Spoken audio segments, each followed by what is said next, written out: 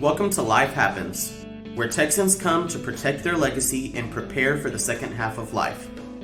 Join your host, attorney Kim Hegwood with Hegwood Law Group, and our weekly guest as we navigate the challenges that emerge as life happens. Now here's your host, Kim Hegwood. Good morning. My name is Kim Hegwood, and I'm here with John Martin and with the American Cancer Society. Good morning, John. Hi, Kim. How are you? I'm doing well. And so we're going to kind of switch gears this week, and we're going to talk about giving. And I know that probably, today, this year is probably, most people are probably not thinking about giving. Is that something you're seeing lately? It's kind of mixed. It's a mixed bag. There are some folks that I think have pulled back a little bit, but I also think there are people that have some extra time on their hands, and they have used that or leveraged that to get involved with things in the local communities and help out where they can. So I see a lot of good stuff going on out there. So I'll leave it with that. So perfect. And so your topic today is the power of purpose and planned giving. And so when you sit down to talk to somebody who's thinking about donating, do you talk to them about their purpose? I try to. I try to get an idea of where somebody's values and where their heart is and what it is they're thinking about. I, up until about 20 years ago, really didn't have a purpose. I had a purpose, which I thought was to, get through life and buy a big house and get married and have kids and do that sort of thing. But I didn't feel like there was anything kind of beyond that. And one of the things that happened to me about 20 years ago, and funny of all places, it happened to me in League City. I was at the time, I was traveling all over the country, and I got a chance to talk to a lot of different people. And so I did a lot of work in the financial advisor space. And so I spent a lot of time with financial advisors. And one of the things that I found out in talking to financial advisors is the ones that tended to be happier and their businesses tended to flourish more were those that were invested into the community, that were doing stuff in the community. So I was in Houston for a trip, and there was an advisor in League City that I was supposed to meet with. And when I pulled up to his office, and he was in part of League City that probably looked like it was maybe a middle class, a little lower, kind of it looked like an area that had been there for a while and been established. And so when I pulled up, he was in this huge bank building, and there was no cars in the bank building. And so I was kind of I just found it odd, because normally when you go to a financial advisor's office, they're in different places, and there's normally a lot of activity going on in the parking lot and that type of thing. And so when I got in there and I started talking to him, we immediately really started talking about what his purpose was with regards to why he even got into the financial service business. And so, long story short, what I found out from him was he got into the financial service business so he could use his rewards and his income to support the community there in League City. And so he was in this bank building all by himself. And I said, why do you have such a huge building here?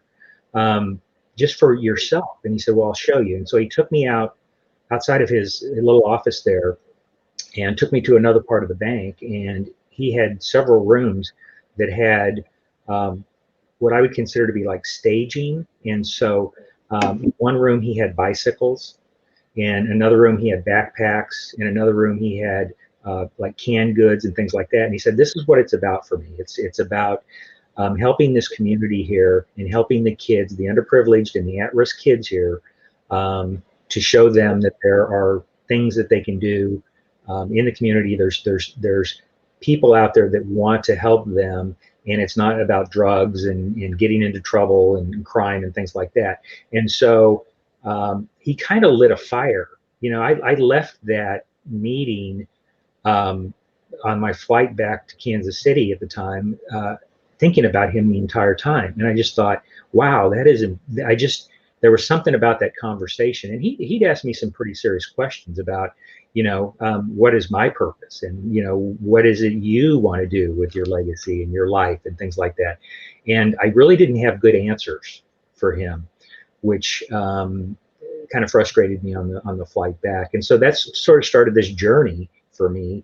And I'm actually still on the journey. I learn stuff every day, but it's kind of something now that I look for in other people. And if I can help them kind of figure out what that is, or at least have a meaningful conversation with them, I'm all for doing that, and possibly helping them do what that advisor did for me 20 years ago. It's funny when you talk about purpose, because I think mine's changed over the years. When I first became a lawyer, I was a litigator, and my job was to help families. Yeah. And that's what I did. And then when my grandparents started to decline, and I, was a litigator and a caregiver and still a mom, because the kids were still teenagers at that time. After they passed, it's almost like my purpose shifted. And so, because what I learned with them was that there was a lot of things that didn't get done by their attorney, their lifelong attorney that took care of them, that they needed and didn't get done. And so just navigating the things that they didn't have knowledge of and having to learn it myself. I tell people I learned elder law the hard way, trial and error, and really just having to get down in there. That for me afterwards, when I had to stop and think about what my purpose was or what I wanted it to be, for us now at Hegwood Law Group, it's all about educating as many people as we can. Yeah. Because we don't want people to be in the same position that my grandparents were in, of missing things, not knowing things, and things like that. And so I guess the big question is do you understand your purpose now, or are you still searching for it?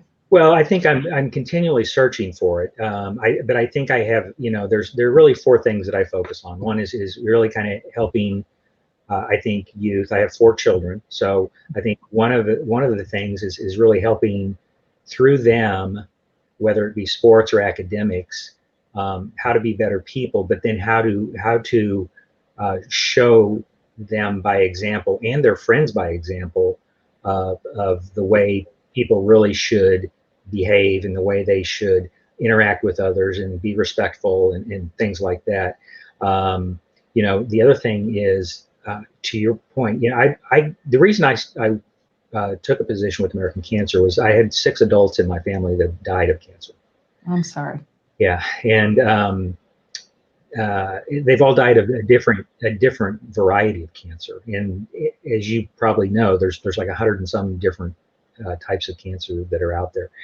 And so my background had been in the financial service world, which is a great world because you get to educate people and you get to help them with their financials and really maybe get to a point where they can retire. But then, what do you do with that? And so for me, it's educating the youth. It's being involved with healthcare and giving back to my family members who have been affected by cancer. Locally, I do stuff we have trails here in the Conroe area, which is where I'm from, and I'm out there just about every day doing something to the trails. We've got biking and hiking trails, whether it's picking up trash or cutting branches or whatever. And then the other part, the kind of the fourth pillar for me is sort of my spirituality and being involved at the church and just kind of helping people get through some of these things in life that they don't understand or they're wrestling with. But I think part of that is getting to that purpose. And I think we all have purposes. I just don't think a lot of us have the tools on how to take those first steps to get there. And so to your point earlier about having several purposes, I think it's okay to have different purposes. And I think it's okay for those purposes to change over time, right? Yeah. Yeah. So as part of the tools, how do you walk people through trying to identify what their purpose is? Well, I think the first step is just sitting down and just having a meaningful conversation as to what's important to them. Is it What are some of the things that you like to do? What are some of the things that motivate you? And if you're having issues with getting out of bed in the morning, or you're finding that you're in a day-to-day grind, and you're not getting the fulfillment, what are some of the things that, first of all, what are some of the things you're passionate about, right? So that used to be the question I always asked first: what are you passionate about? And I would get responses like, I'm passionate about motorcycles, or I'm passionate about jet skis, or whatever, and I wasn't getting the answer that I wanted. But I think that is the first question to the next question, which is, how do you turn that into a purpose? How do you, because to me it's about leaving legacy. It's about, how do you want to be remembered, which then gets into other things. Once you kind of identify what you want your legacy to be, then how do you go about sharing that with others, and eventually getting that documented, right? Sitting down with you and saying, okay, this is how I want things to be. At some point, this is what I want my legacy to be, and I want to make sure, Kim, you make sure that it goes to who and where it needs to go, that type of thing. So that's sort of the first step, and then the second step I would suggest is just looking for some resources out there. There's tons of books. Rick Warren, the Purpose-Driven Life is probably one of the most successful books in history. It's got to be in the top one or two of books out there, maybe after the Bible. Top, Simon Sinek, Find Your Why. There's a lot of books out there that help you kind of identify what that is. But my suggestion would be to identify maybe one baby step, and then start working on that. But then the other part of that, number 3, is surround yourself with other people that have purposeful lives. Yeah. Because it's really hard, and it's often it can be easily discouraged if you feel like you're doing it alone. And then the fourth thing is just continuing to learn and grow in that role. And again, like you said, your purpose may change. That's okay, but continue to find that purpose, and something to keep you up and keep you going and keep you moving forward. And you build your community and yourself in that process. So you talk about some of the things earlier when we first started this last, conversation about things that you do, just in your community, on the trails and things like that. What are things that you talk to people about on ways to be purposeful? Well, I think a simple way would just be to look around. Just be observant. Pay attention to the neighborhood. Pay attention to if you attend church, pay attention to the people that you go to church with, or if you have kids or grandkids and they're having issues with school. That's the simplest way, right? It's you hear the old saying, charity begins at home, and there's an example of that. But then also, I think charity comes from the heart. So how do you take those things that you see going on around and be a contributor to that? Just how do you get involved and be a part of the other cliche, be a part of the solution and not part of the problem, right? Because it's so easy to throw our hands up and say, I just, this is a mess. I can't deal with this. These people are crazy or whatever. Well, get in there and, affect change, be a part of it, figure out what's going on, So most people, do volunteer work. Most people, help people when they can. And a lot of times not even thinking about it.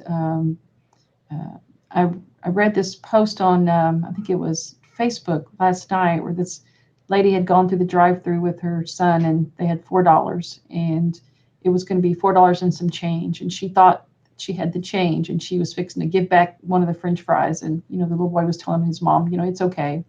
And the lady said, well, you don't need to do that. The person in front of you paid for yours, So for me, it was like an awesome, story. It's one of those things that really makes you feel good. And to do something for somebody when you don't even realize sometimes the impact that you made, because that lady had that last $4, right. Trying to feed her kid till payday, so it was a really good, warm, story. But right now, though, you're here for the American Cancer Society. So let's kind of shift a little bit, and let's talk about ways that someone can help the American Cancer Society? Well, so some of the ways you can help American Cancer, and this would apply to any organization, not just American Cancer. As you imagine, as you mentioned early on, organizations across the board, profit and nonprofit organizations, this is a very tough time for them. They've had to change their model, right? And so nonprofits are no different. And so the first and probably the easiest thing you can do is just give them a donation, write them a check, right? Which is what a lot of people do, and it's actually probably what a majority of the people do.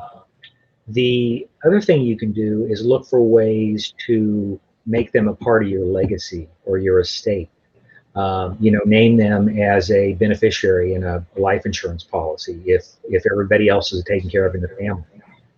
There are organizations that have what they call charitable gift annuities, where you can buy the annuity, get income off the annuity for your life, and then when you pass, the annuity can go to the charity of your choice. And then there's a host of tools that are out there. But before you get to that point, people need to sit down with attorneys, state attorneys like yourself, and get that documented and really kind of figure out what is the best method or combination of methods, because sometimes it's doing multiple things, not just one thing. So sometimes people want to do stuff now, but then they want to do stuff later as well. And I think it engaging with the organization and finding out what their needs are, and then figuring out, are you volunteering for them? Are you writing a check for them? Or are you going to leave them in a legacy of some sort? Or if it's some combination. And, in some cases, they're more than willing to, a lot of people like to be anonymous, but then organizations also like to recognize, people for helping them out, because often if you're setting an example for people that you hang out with, that you live with, things like that, they want to be a part of that. And by acknowledging that you have done something, it's often enough to get them to follow suit as well. So, I would say more than anything, don't be afraid to engage in the organization and ask them what their needs are. One of the things that I hear about from this, and I see this in church, and you probably see this as well, Kim, is, whenever there's a crisis, like Harvey, for instance, our church was inundated with clothes and shoes and stuff like that, which on one hand they said was great, but on the other hand, they didn't, at the end of the day, they didn't know what to do with a lot of the stuff, where if they had instead been given some cash or gift certificates or something like that, that could have been better utilized. And I think people have the greatest intentions, but they don't ask the question first, what do you need? And then, take action at that point. Yeah, one of my favorite things to tell clients is that, we talk about, in every consult practically, you talk about, is there any charities you want to do something with? But one of the things that I think a lot of people, it's one of those tools that most people don't know, and that we encourage, especially start this time of the year, we'll start encouraging it some more, is for those people that are already in a higher tax bracket, is gifting their required minimum distributions. Yep.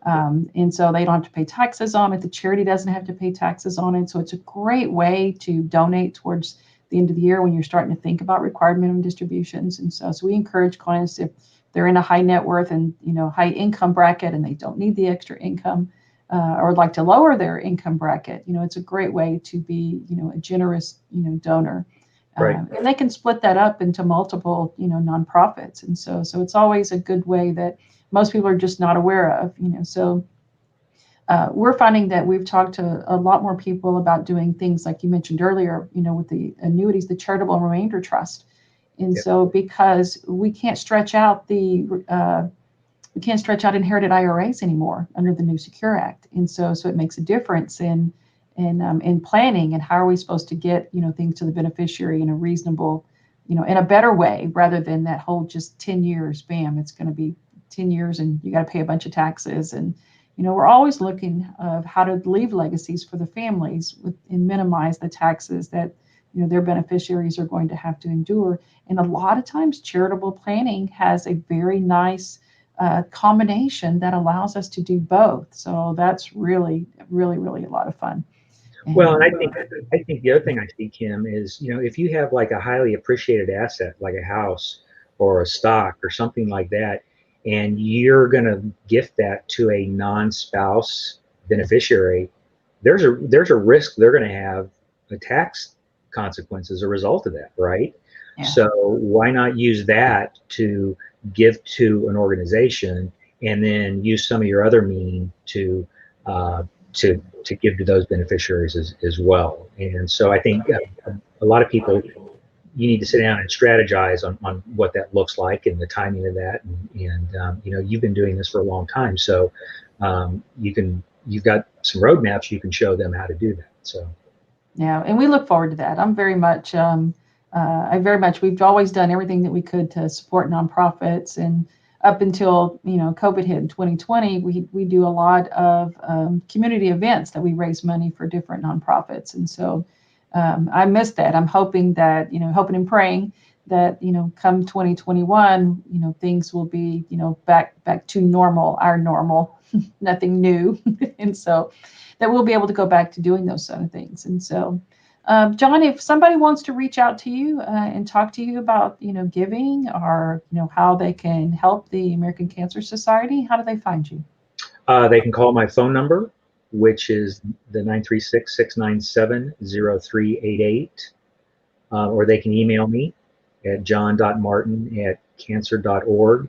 And I would encourage you, if you have questions about any nonprofit or how to get involved, one of the other things that I like to caution people on is do your homework up front, right, with some of these organizations that are out there, because especially you see a lot of it in times of crisis where there will be some not so nice characters that will try to take advantage of this situation. And you just want to make sure that the organizations that you're supporting, organizations, one that you've probably known for quite a while, you kind of understand what their mission is, and it's not something that has just popped up, and they have somehow convinced you that they're a good organization. And there's things like Charity Navigator is a great, charitynavigator.com is a great site to go out and look for some of these organizations and find out if they're legitimate and how long they've been around. And but if you want, send me an email, call me, text me, and I'll respond pretty quick. So. Yeah, we're very much blessed that we're involved with so many nonprofits in lots of different areas, and so we too as well. So if you're listening and you need a charity, a nonprofit that you want to get involved with, don't hesitate to reach out.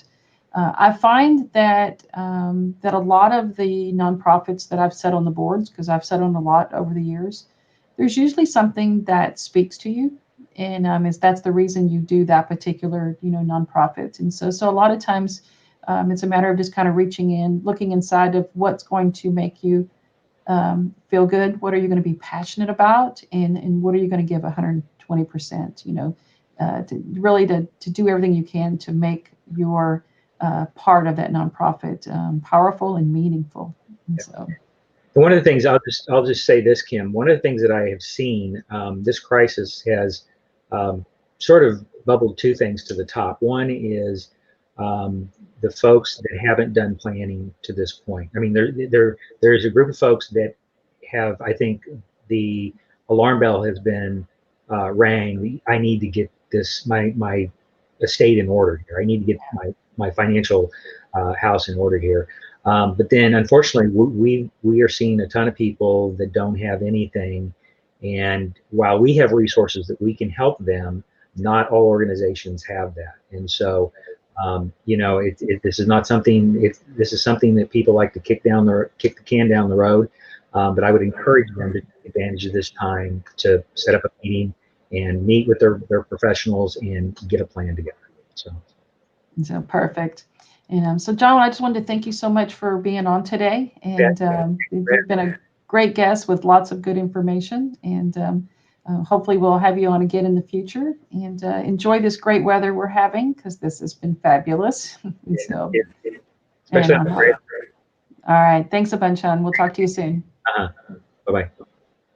Thanks for tuning in to this week's episode of Life Happens with Kim Hegwood. Be sure to tune in every Thursday at 10 a.m. wherever you listen to your podcast as we navigate through the challenges that emerge as life happens. The content of this podcast does not establish an attorney-client relationship or constitute attorney-client privilege, legal, medical, financial, or any other professional advice.